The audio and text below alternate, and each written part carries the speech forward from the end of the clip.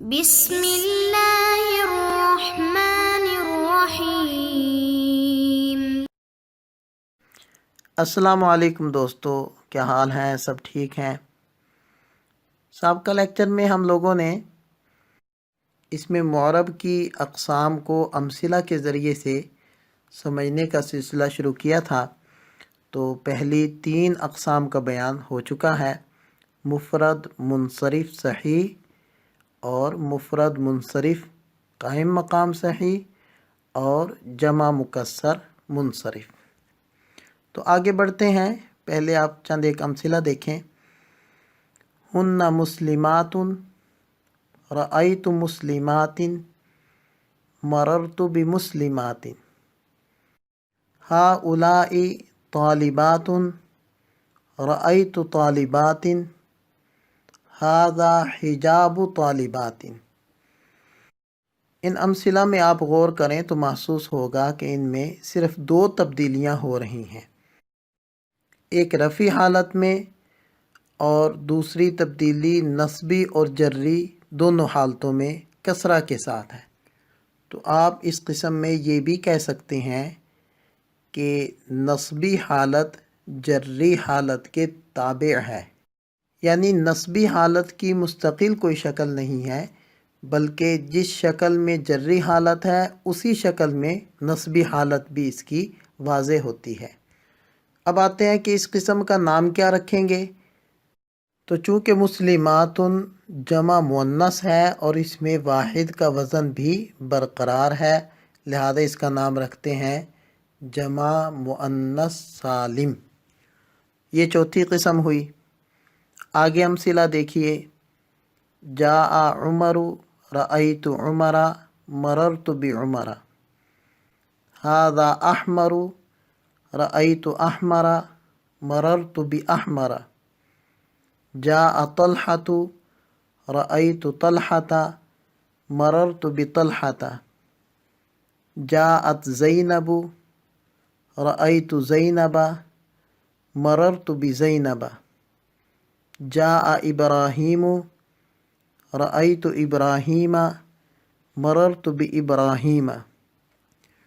هذه مساجد، رأیت مساجد، مررت بمساجد۔ هذا بعلبک، رأیت بعلبک، مررت ببعلبک۔ جاء احمد، رأیت احمد، مررت باحمد۔ جاء عمران، رأیت عمران، مررت بعمران۔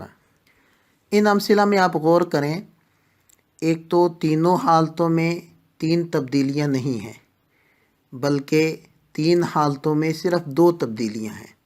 ایک رفعی حالت میں آپ تبدیلی دیکھ رہے ہیں، جبکہ نصبی اور جری دونوں حالتوں میں ایک ہی شکل ہے۔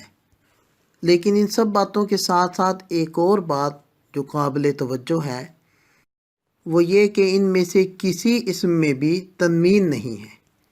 حالانکہ ہم بہت شروع میں یہ بات سمجھ چکے تھے کہ اگر کسی اسم پر الف لام ہوگا تو تنوین نہیں ہوگی، اور اگر الف لام نہیں ہوگا تو پھر تنوین ہوگی۔ تو ان اسماء میں الف لام بھی نہیں ہے اور تنوین بھی نہیں ہے۔ تو کسرہ اور تنوین کے نہ آنے میں یہ امثلہ اور ان امثلہ میں استعمال ہونے والے اسماء پہلی تمام امثلہ سے مختلف ہیں، لہذا پہلی 4 اقسام کہلائیں گی منصرف اور یہ قسم کہلائے گی غیر منصرف۔ اس کو مکمل تفصیل کے ساتھ ہم عنقریب کرنے والے ہیں۔ تو آگے بڑھتے ہیں۔ جاء ابوک، رأیت اباک، مررت بابیک۔ جاء اخوک، رأیت اخاک، مررت باخیک۔ آپ غور کر رہے ہیں کہ اس اسم میں تبدیلی بالکل ایک نئی طرح کی ہو رہی ہے کہ رفعی حالت میں واو آ رہا ہے، نصبی حالت میں وہی واو الف کی شکل اختیار کر لیتا ہے، اور جری حالت میں وہی واو یا کی شکل میں متشکل ہو جاتا ہے۔ یہاں تو صرف 2 اسما کی امثلہ ذکر کی گئی ہیں، ان جیسے 4 اسما اور ہیں، تو یہ کل ہوئے 6 اسما۔ تو چونکہ صرف یہ 6 اسما ہی ان 3 حالتوں میں یہ 3 شکلیں بدلتے ہیں، اس لیے اسی مناسبت سے ان کا نام رکھا جاتا ہے اسماء ستہ۔ یہ 6ٹھی قسم ہوئی۔ مزید امثلہ دیکھیں، جاء رجلان، رأیت رجلین، مررت برجلین، جلس طالبان، رأیت طالبین، مررت بطالبین۔ ان امثلہ میں آپ تبدیلی میں غور کریں کہ رفع حالت میں الف نون ہے، اور نصبی اور جری دونوں حالتوں میں یا اور آخر میں نون ہے، اور اس یا سے پہلے حرف پر فتحہ ہے، لہذا ہم اس کو یوں بھی کہہ سکتے ہیں کہ یا ما قبل مفتوح اور نون مکسور ہے۔ اور رجلان کا معنی چونکہ 2 مرد ہے، لہذا یہ تثنیہ ہوگا، اسی مناسبت سے اس 7ویں قسم کا نام تثنیہ رکھ دیتے ہیں۔ اور جیسے ہم اردو میں ایسے الفاظ استعمال کرتے ہیں کہ دونوں مرد آئے، اب جاء رجلان کا تو معنی ہے 2 مرد آئے، لیکن اگر ہم کہنا چاہتے ہیں کہ دونوں مرد آئے تو اس کے لیے ہمیں رجلان کے بعد ایک اور لفظ کا اضافہ کرنا پڑے گا، وہ ہے کلاہما۔ مثال بنے گی جاء رجلان کلاہما، اب معنی بنے گا دونوں مرد آئے۔ نصبی حالت میں اور جری حالت میں رأیت رجلین کلیہما، مررت برجلین کلیہما۔ ایسے ہی جلسا طالبان کلاہما، رأیت طالبین کلیہما، مررت برجلین کلیہما۔ اور اگر یہاں طالبان کی جگہ مؤنث کا لفظ ہو طالبتان، تو یہ کلا بھی مؤنث ہو جائے گا، یعنی کلتاہما۔ مثال بنے گی جاءت طالبتان کلتاہما، رأیت طالبتین کلتیہما، مررت بطالبتین کلتیہما۔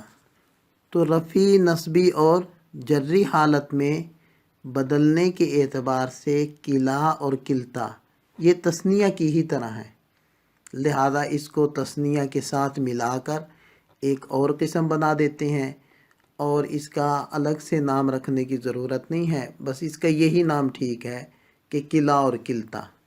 تو 8ویں قسم بنی کلا اور کلتا۔ اور جیسے آپ نے رجلان کے بعد کلا اور طالبتان کے ساتھ کلتاہما لگایا، اسی طرح اسنان اور اسنتان جن کا معنی بھی 2 ہے، ان کو بھی رجلان کے ساتھ استعمال کرتے ہیں۔ جیسے یوں کہہ دیں جاء رجلان اسنانی، رأیت رجلین اسنین، مررت برجلین اسنین۔ اور مؤنث میں جاءت طالبتان اسنتان، رأیت طالبتین اسنتین، مررت بطالبتین اسنتین۔ رفع، نصبی اور جری تینوں حالتوں میں اسنان اور اسنتان کے اعراب وہ تثنیہ کی طرح ہیں۔ اس قسم کا بھی کوئی الگ سے مستقل نام نہیں ہے، بلکہ اس کو اسنان اور اسنتان کے نام سے ہی بولا جاتا ہے۔ یہ اسم معرب کی 9ویں قسم ہوئی۔ اسم معرب کی باعتبار اعراب کے 9 قسمیں مکمل ہوئیں، چند ایک قسمیں باقی ہیں جن کو ہم اگلے لیکچر میں دیکھ لیتے ہیں۔ اللہ تعالی ہم سب کا حامی و ناصر ہو، دعاؤں میں یاد رکھیے گا۔ السلام علیکم۔